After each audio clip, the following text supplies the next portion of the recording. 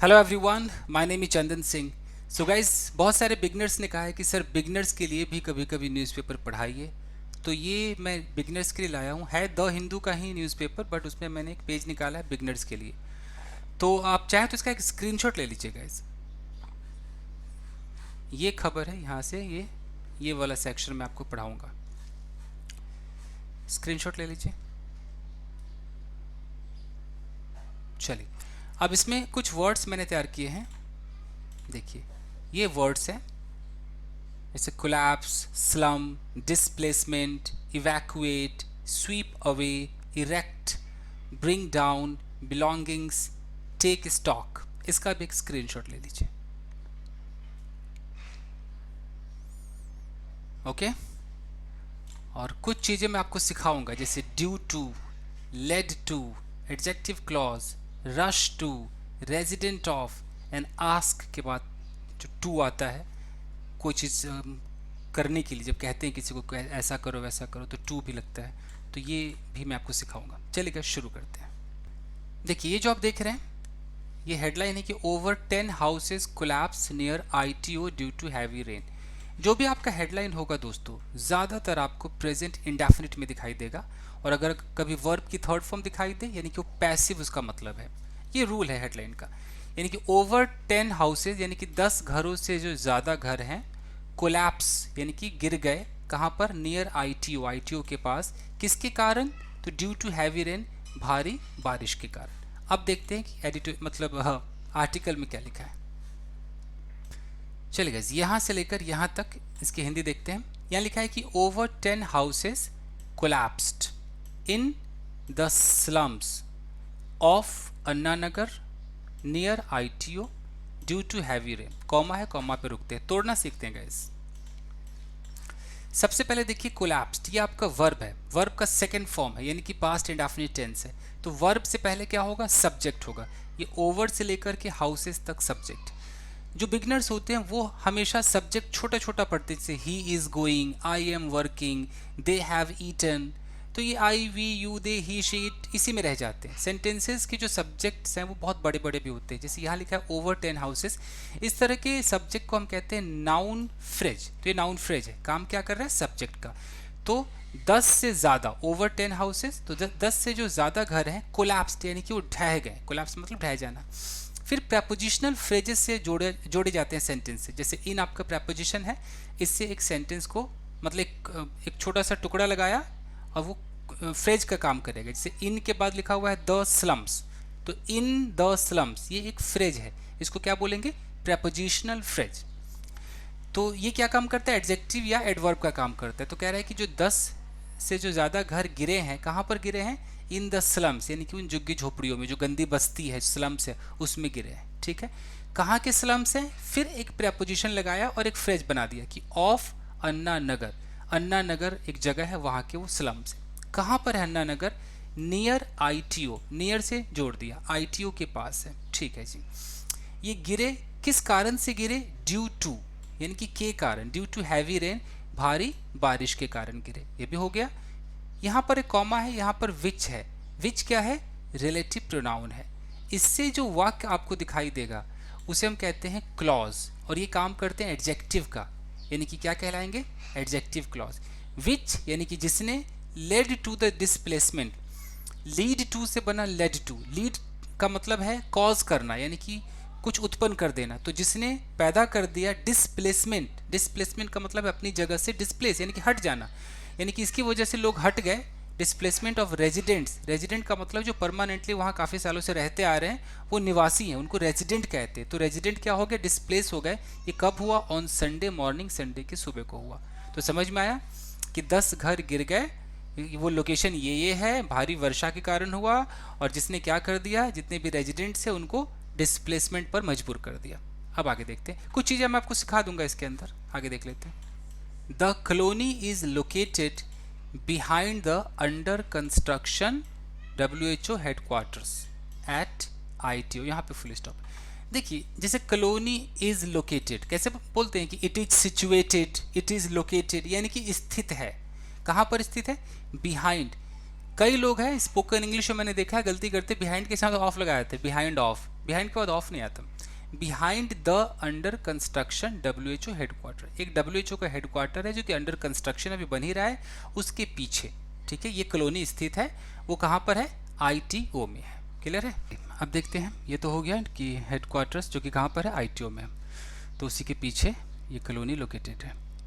यह है कि after the incident was reported. देखिए यहाँ पर आफ्टर को छोड़िए, द इंसिडेंट वॉज रिपोर्टेड, इस तरह से जब सेंटेंस मिले तो ज़्यादातर पैसिव ही होते हैं, जैसे कि आई वॉज बीटन, मुझे पीटा गया, यू वर स्लैप्ड, तुम्हें थप्पड़ मारा गया। पास्ट इंडेफिनिट का पैसिव होता है। तो इंसिडेंट वॉज रिपोर्टेड, इंसिडेंट को रिपोर्ट किया गया, यानी कि इंसिडेंट की खबर आई, रिपोर्ट हुआ। उसके बाद आफ्टर लग गया, तो उसके बाद, तो आफ्टर के बाद क्या, यहाँ पर एक पैसिव सेंटेंस लगा दिया कि after the incident was reported, जब इंसिडेंट रिपोर्ट हुआ उसके बाद द पुलिस, यानी कि पुलिस वाले, दिल्ली फायर सर्विस, जिनको शॉर्ट में हम DFS कहते हैं, वो लोग, and national disaster response force, यानी कि NRDF टीम्स हैं, rushed to the spot. Rushed to का मतलब है कि भागे हुए, एकदम फटाफट स्पॉट पे पहुंचे। यहाँ तक क्लियर है। और आगे देखते हैं, फिर मैं चीज़ें सिखाऊंगा। According to the DFS, comma है रुकते, अकॉर्डिंग टू का मतलब है उसके अनुसार, तो DFS के अनुसार a call was received at 8 AM। देखिए a call was received, past indefinite का पैसिव है, आपको टेंस और पैसिव आना ही चाहिए अगर आप बिगनर्स हैं। एक फ़ोन रिसीव किया गया एट 8 AM, सुबह के 8 बजे। फिर यहाँ पर देखिए क्या लिखा है, स्टेटिंग दैट। अब ये स्टेटिंग दैट क्या है, ING लगा है, इसको बोलते हैं प्रेजेंट पार्टिसिपल। स्टेट का मतलब होता है स्टेटमेंट देना, कहना, तो कहते हुए की, ऐसे बोलते हैं ना, कहते हुए की, तो saying that, stating that, adding that, ऐसे आपको दिखाई देगा इसके अंदर। तो स्टेटिंग दैट, जो फ़ोन रिसीव किया गया 8 बजे, स्टेटिंग दैट ये कहते हुए अ हाउस हैड कोलैप्स्ड, कि भैया जो घर है वो गिर गया है। हैड क्यों लगा, ये पास्ट परफेक्ट है कि जब फ़ोन आया उससे पहले ही घर गिर चुका था। याद है, डॉक्टर के आने से पहले रोगी मर चुका था, उसी तरीके का ये है, इसलिए आया है पास्ट परफेक्ट टेंस। चलिए आगे देखते हैं। ड्यू टू द रेन, बारिश की वजह से, ड्यू टू लग गया, many residents of the area, resident मतलब निवासी, तो एरिया के जो बहुत सारे जो निवासी हैं, हैड इवैक्यूएटेड देयर हाउसेज, उन्होंने खाली कर दिया था ऑन सैटरडे नाइट, सैटरडे रात को ही खाली कर दिया था, कोई काम पहले ही हो चुका था। जैसे कि संडे की सुबह कोई हादसा हुआ, उससे पहले सैटरडे नाइट को खाली हो चुका था, तो पास्ट परफेक्ट टेंस का इस्तेमाल होता है। ठीक है जी, चलिए यहाँ तक क्लियर है। और आगे देखते हैं। The drain next to the slums, next to का मतलब होता है बगल में, तो ड्रेन मतलब नाला, ये जो नाला नेक्स्ट टू द स्लम्स यानी कि झुग्गी झोपड़ियों के बगल में जो नाला है, स्टार्टेड ओवरफ्लोइंग। स्टार्टेड ओवरफ्लोइंग ये पास्ट इंडेफिनिट है कि ओवरफ्लो होना शुरू हो गया। स्टार्टेड के बाद या तो टू के साथ वर्ब की फर्स्ट फॉर्म या फिर ING लगता है सीधा। स्टार्टेड ओवरफ्लोइंग, ओवरफ्लो होने लगा जो नाला था, इन द मॉर्निंग, सुबह सुबह, and swept away the houses, swept away एकदम बहा कर ले गया, सबको नाश कर गया, तबाह कर दिया सारे घरों को, ट्रीज को एंड शॉप्स को। हाउएवर, फिर भी, नो इंजरीज वर रिपोर्टेड, कोई भी इंजरी को रिपोर्ट नहीं किया गया, ड्यू टू द कोलैप्स, यानी कि कोलैप्स के कारण किसी इंजरी को रिपोर्ट नहीं किया गया, यानी कि कहीं पर कोई इंजरी नहीं हुई। अब है कि ज्योति, कॉमा, कॉमा पे ध्यान दीजिएगा, अ resident of the area said. अगर स्पोकन इंग्लिश होता या छोटा मोटा कोई लिखता तो पता क्या लिखता, ज्योति सेड, ज्योति ने कहा। और बड़ा करता तो कैसे लिखता, Jyoti who lived in that place said, ऐसे करके। यहाँ पर जो कॉमा देख रहे हैं ना, ये कॉमा बहुत कुछ कह गया, इस कॉमा को कहते हैं एपोजिशन।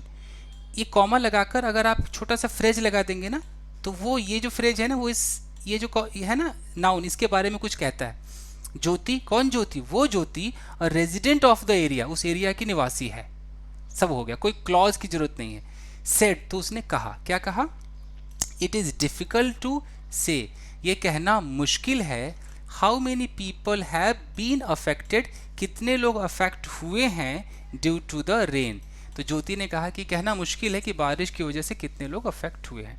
फिर उसने कहा कि आई, मैं, along with my month old baby, 1 महीने का बच्चा, इन लॉज, मेरे जो ससुराल वाले, and husband, have shifted to another place, हम किसी और प्लेस पे शिफ्ट हो चुके हैं, ऐसा ज्योति ने कहा।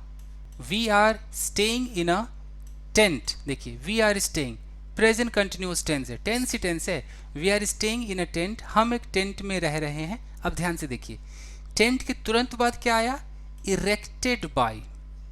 क्यों आया भाई, ये वर्ब की थर्ड फॉर्म क्यों लगा, इसको बोलते हैं past participle phrase. Erected by, written by, led by, इस तरीके से अगर रहेगा, ऑर्गेनाइज्ड बाय, आप समझ जाएंगे कि पास्ट पार्टिसिपल फ्रेज है। वो भी एडजेक्टिव का काम करता है। वो कह रहा है कि we are staying in a tent, हम एक टेंट में रह रहे हैं। उस टेंट के बारे में क्या बता रहा है कि इरेक्टेड बाय, जिसको बनाया गया, इरेक्ट का मतलब उसको बनाना, उसको तैयार किया गया, बाय द अथॉरिटी, जिसको अथॉरिटीज के द्वारा पर इरेक्ट किया गया, बनाया गया है। The rain did not bring down our house, अब पास्ट इंडेफिनिट का नेगेटिव है, डिड नॉट का इस्तेमाल है कि जो बारिश है उसने हमारे हाउस को नहीं गिराया। ब्रिंग डाउन का मतलब क्या होता है, गिराना। कई बार एरोप्लेन ऐसे जा रहा होता है, आपने नीचे से गोली मारी, वो ब्रिंग डाउन हो जाता है, वहाँ भी यूज़ होता है। अच्छा फ्रेजल वर्ब है।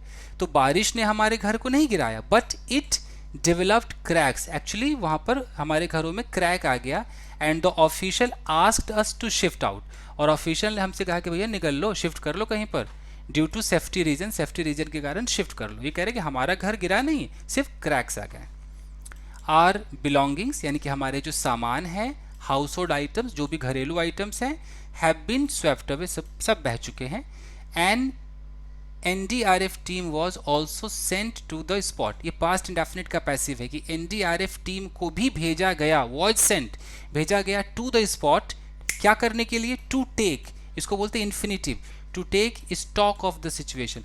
पूरा अगर आप टेक स्टॉक बोलेंगे तो ये जो फ्रेजल वर्ब है, इसका मतलब होता है कि पूरे मामले की जांच करके डिसीजन देना। तो एनडीआरएफ की टीम की क्या करने गई, to take stock of the situation, situation का मुआयना करने, एक जांच करने के लिए। अब मैं आपको चीज़ें सिखाता हूँ, सीख लेते हैं। Adjective clause, fast adjective clause. Okay, यहाँ पर अगर मैं बोलूँ हु, तो हु का मतलब होता है कौन, लेकिन अगर मैं ऐसे बोलूँ कि हु इज़ गोइंग, चलो हु इज़ डांसिंग कर देते हैं, हु इज़ डांसिंग। अगर मैं क्वेश्चन मार्क लगाऊं, इसका क्या मतलब हो गया, हु मतलब कौन, डांसिंग यानी कि कौन नाच रहा है, बिल्कुल क्लियर है। लेकिन अगर मैं यहाँ क्वेश्चन मार्क ना लगाऊं, मैं यहाँ पर एक फुल स्टॉप लगा दूं, तो इसका मतलब फिर कौन नहीं हो गया, इस हु का मतलब हो गया जो, यानी कि जो नाच रहा है।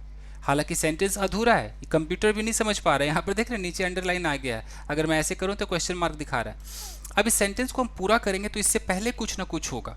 अगर मैं बोलूँ कि I know the boy very well, okay, और यहाँ पर है ही ये who, I know the boy very well who is dancing, तो यानी कि मैं उस लड़के को भली भांति जानता हूँ। कौन सा लड़का, हु इज़ डांसिंग, जो नाच रहा है। तो इस हु का मतलब है जो, और ये हु इज़ डांसिंग, जो इतना बड़ा जो सेंटेंस आप देख रहे हैं, इसको सेंटेंस नहीं, इसको क्लॉज कहेंगे। ये काम कौन सा कर रहा है, ये एडजेक्टिव का काम कर रहा है। क्यों, क्योंकि बॉय के बारे में इंफॉर्मेशन दे रहा है। अभी कौन लड़का, अभी वही लड़का जो नाच रहा है, इंफॉर्मेशन दे रहा है। इसलिए हम इस पूरे क्लॉज को, ये हु से लेके डांसिंग तक को हम एडजेक्टिव क्लॉज कहते हैं। इस तरह के जो क्लॉज होते हैं ना, जब जिस दिन आप क्लॉज पढ़ेंगे तो आप पढ़ेंगे कि ये सब सबऑर्डिनेट क्लॉज होते हैं, ये किसी न किसी कंजंक्शन से जुड़े होते हैं। हु यहाँ पर क्या है, एक कंजंक्शन का काम कर रहा है, रिलेटिव प्रोनाउन, कंजंक्शन बना हुआ है। ये सबऑर्डिनेट क्लॉज होते हैं, ये निर्भर होते हैं इस पहले वाले वाक्य पर, जो इसको बोलते हैं प्रिंसिपल क्लॉज। तो मैं इसमें आपको उलझाना नहीं चाहता हूँ अभी, जो कि बिगिनर्स है, इतना समझ लीजिए। ये हु एक रिलेटिव प्रोनाउन है, इससे जो वाक्य बना वो एक क्लॉज है, वो काम करेगा एडजेक्टिव का, इसलिए नाम है एडजेक्टिव क्लॉज। एडजेक्टिव क्या काम करता है, नाउन प्रोनाउन के बारे में कुछ बताता है, तो इस बॉय के बारे में बता रहा है, कौन सा लड़का भाई, वही जो नाच रहा है। ठीक है, एक और देखिए, मैं बोलूँ कि the girl who slapped you yesterday lives near my house। कितना बड़ा सेंटेंस है। अब देखिए सेंटेंस छोटा है कि the girl lives near my house, यानी कि लड़की मेरे घर के पास रहती। कौन सी लड़की, अब information, who slapped you yesterday, अबे वही लड़की रहती मेरे घर के पास जिसने कल तुझे चाटा मारा। समझ में आ रहा है कुछ। तो बहुत मजेदार होता है एडजेक्टिव क्लॉज, एक बंदे के बारे में पूरी डिटेल दे सकता है। The boy who was there with you in the park, ऐसे कर करके आप सेंटेंस बना सकते हैं। एनीवेज गाइस, ये हो गया आपका एडजेक्टिव क्लॉज। ये इंसानों के लिए हु है, अगर कोई जानवर या कोई चीज़ होता तो विच का इस्तेमाल होता, वो भी देख ही लीजिए। जैसे कि the pen which is in your pocket belongs to me, यानी कि मैं कह रहा हूँ कि वो पेन मेरे से बिलोंग करता है। कौन सा पेन? अबे वही pen which is in your pocket, जो तेरी जेब में है। तो पेन के बारे में इन्फॉर्मेशन दे रहा है। कौन सा पेन? वही जो तेरी जेब में है, वो मेरे से बिलोंग करता है, यानी कि मेरा है। क्लियर? चलेगा। अब देखेंगे लेड टू। ये बना लीड से, लीड टू से बना। लीड टू दो काम करता है। एक तो है कि ये किसी चीज़ को पैदा करने के लिए यूज होता है। जैसे मैं बोलूँ कि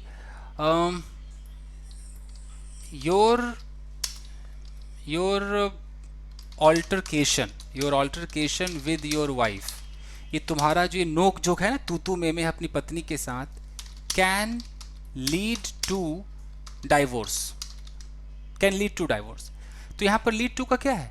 यानी कि वो डाइवोर्स को क्रिएट कर सकता है, डाइवोर्स को कॉज कर सकता है, इसकी वजह से डाइवोर्स हो सकता है। समझ में आ रहा है? ये जो ऑल्टरकेशन है, रोज का जो नोक झोंक है, एक ऐसे यूज होता है। जैसे मैंने बोला लीड टू, तुरंत यहाँ पर लीड टू के बाद वो चीज़ आ गया जिस चीज़ को ये पैदा करेगा। अगर ये पास्ट होता तो लीड का लेड होता कि तुम्हारे इस ऑल्टरकेशन ने भैया डाइवोर्स को पैदा कर दिया, तो your altercation with your wife led to divorce, यानी कि इसकी वजह से डाइवोर्स हो गया। क्लियर है? एक आपका ऐसे यूज होता है, अगर मैं बोलूँ कि your bad behaviour with that girl, तुम्हारा जो बुरा बर्ताव है उस लड़की के साथ, can lead you to jail. अब इस लीड का मतलब है ले जाना, तो तुम्हारा जो बुरा बर्ताव है उस लड़की के साथ तुम्हें जेल ले जा सकता है। समझ रहे? ऐसे यूज होता है। फटाफट करते हैं गैस। चलिए, लीड टू भी हो गया। अब आता है क्या था? Due to. ये तो सबको पता है। ड्यू टू का मतलब है के कारण। मैं बोलूँ ड्यू टू हैवी रेन, भारी बारिश के कारण, फिर एक सेंटेंस लगा दीजिए, due to heavy rain I couldn't go to market, मैं मार्केट नहीं जा सका। Due to safety reason, safety की स्पेलिंग गलत है, safety reason I had to evacuate the house, मुझे अपने घर को खाली करना पड़ा, इवैक्यूएट करना पड़ा। ऐसे क्लियर है ड्यू टू। चलिए, इसके बाद क्या था जी? रेजिडेंट ऑफ का मतलब होता है निवासी। I am a resident of Noida, मैं नोएडा का निवासी हूँ। You are a resident of Delhi, तुम दिल्ली के निवासी हो। Okay. The resident of that area told me, यानी कि उस एरिया के निवासी ने मुझसे कहा। तो रेजिडेंट ऑफ, निवासी। चलिए, अब आते हैं एपोजिशन। फटाफट करते हैं। एपोजिशन क्या होता है? अगर मैं ऐसे बोलता हूं कि Sachin is talking to my brother, इसका क्या मतलब है जी? सचिन मेरे भाई से बात कर रहा है। क्लियर है? ठीक है। अब मैं इसी सेंटेंस में ऐसे लगा दूं, सचिन, एक कॉमा लगा दिया। अब मैंने बोला Sachin comma a great cricketer is talking to my brother. Sachin a great cricketer, Sachin के तुरंत बाद ये जो आप देख रहे हैं ना, अ ग्रेट क्रिकेटर, ये एक फ्रेज है। ये फ्रेज क्या है? ये एक एक्स्ट्रा इन्फॉर्मेशन है, इसलिए हम इस कॉमा के तुरंत जो बाद ये आता है ना, इसको हम एपोजिशन कहते हैं। ये क्या करता है? ये जो सचिन देख रहे हैं ना, इसके बारे में एक्स्ट्रा इन्फॉर्मेशन दे रहा है। मतलब एक्स्ट्रा इन्फॉर्मेशन देने के लिए भाई साहब आपके पास एपोजिशन है, आपके पास क्लॉज है, आपके पास फ्रेज है, पार्टिसिपल फ्रेज है, ना जाने क्या क्या है। ठीक है जी, हो गया। चलिए, एपोजिशन भी हो गया। ओके, और क्या था देख लेते हैं यहाँ पर। ड्यू टू हो गया, लीड टू एडजेक्टिव क्लॉज हो गया, रश टू बचा, आस्क बचा। देख लेते हैं। देखिए, रश टू तो बहुत ही सिंपल है। जैसे अगर मैं बोलूँ कि उसे अस्पताल पहुंचाया गया, तो फटाफट जब कोई काम होता है ना, तो हम ऐसे बोलें कि he was rushed to hospital. एक हम ऐसे भी कह सकते हैं कि he was taken to hospital, कोई बात नहीं है। रश टू का मतलब है फटाफट। ओके, सो रश टू तो क्लियर है। अब क्या बचा? Ask to.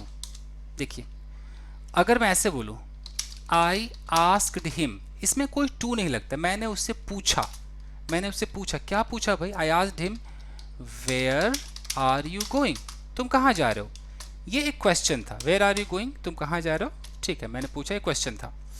लेकिन अगर मैं क्वेश्चन के लिए यूज़ न करूँ आस्क को, आस्क का एक और इस्तेमाल होता है कहना, आस्क मतलब पूछना भी और आस्क मतलब कहना भी कुछ करने के लिए।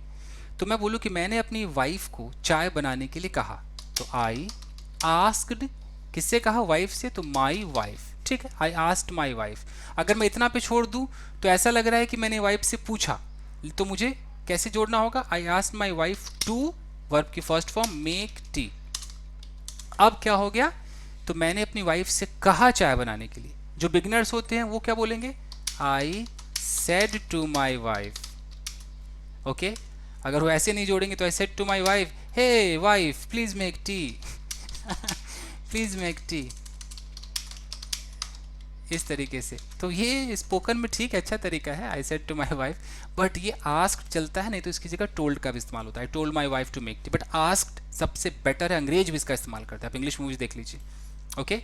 मैंने उससे कहा, मैंने अपने बेटे से कहा बेटा शोर मत मचा, आई आस्क्ड माई सन, मचा तो टू लगेगा, मत मचा तो डोंट नहीं लगेगा, नॉट टू लगेगा, I asked my son not to make a noise, ऐसे। अगर मेरा बेटा सामने, मैं बोले ओए शोर मत मचा, कैसे बोलूँगा, don't make a noise. Direct order देना है तो डोंट, लेकिन अगर ऑर्डर ऐसे कहना है कि बेटा मत कर, पूरा सेंटेंस बोलना है, तो ऐसे बोलना पड़ेगा। मैं आपको कहानी सुना रहा हूँ ना कि मैंने अपने बेटे से कहा, I asked my son not to make a noise. Clear ही हो गया होगा। तो बस यही था दोस्तों, आई होप कि आपके समझ में आया होगा। तो आज के लिए बस इतना ही दोस्तों, मिलते हैं अगले वीडियो में। Till then take care, keep practising and have fun. Thank you guys.